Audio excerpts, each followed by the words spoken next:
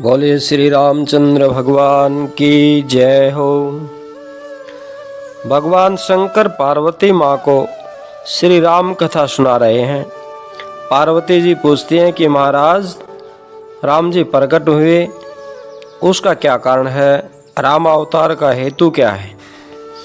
शंकर भगवान उत्तर देते हैं कि परमात्मा के अवतार का कारण परमात्मा की इच्छा है। भगवान स्वयं की इच्छा से प्रकट होते हैं। ये जीव जो जगत में आता है वह अपने पूर्व जन्म के कर्म और वासना के अनुसार शरीर लेकर आता है। ईश्वर जगत में आते हैं तो वे किसी कर्म वासना के अधीन होकर नहीं आते, परंतु स्वेच्छा से आते हैं। जीव का कर्म निर्मित शरीर है, जबकि परमात्मा निज इच्छा निर्मित तनु है। अपनी इच्छा से स्वरूप प्रकट करते हैं। परमात्मा के अवतार के कारण धर्म का रक्षण, अधर्म का विनाश, ये सब साधारण कारण है। परमात्मा लीला करने के लिए पधारते हैं। भक्तों को परमानंद का दान करने के लिए परमात्मा जगत में पधारते हैं। ऐसे हु प्रभु सेवक बस अहै, भगत हेतु लीला तनु गहै। बोलिए सियावर रामचंद्र की जय। परमात्मा क्यों आते हैं, इसका रहस्य साधारण जीव समझ सकता नहीं। प्रभु के द्वारपाल जय विजय संत कुमारों का शाप लगने से रावण कुंभकर्ण हुए थे। उनका उद्धार करने के हेतु राम जी पधारे। स्वयंभू मनु और रानी शत्रुपा ने अनेक वर्षों तक तपस्या की।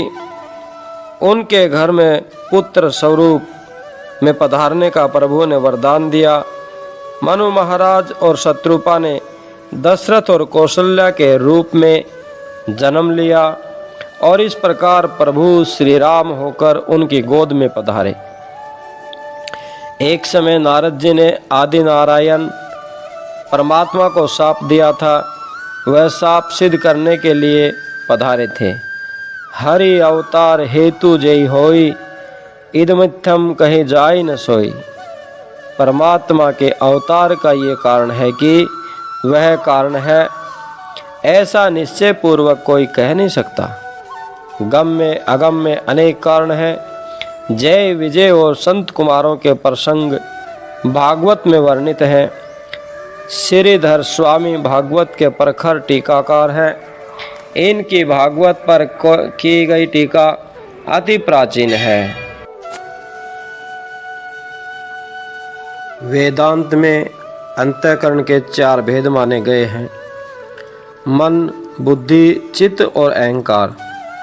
अंतःकरण संकल्प विकल्प करे तब मन कहलाता है, निर्णय करे तब बुद्धि कहलाता है, भगवान का चिंतन करे तब चित्त कहलाता है, और जब अभिमान जागता है तब ये अहंकार कहलाता है।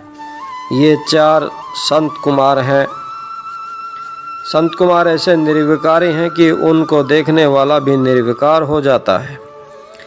परमात्मा के दर्शन के अधिकारी होना चाहो तो मन, बुद्धि, चित्त और अहंकार, इन चारों को शुद्ध करो।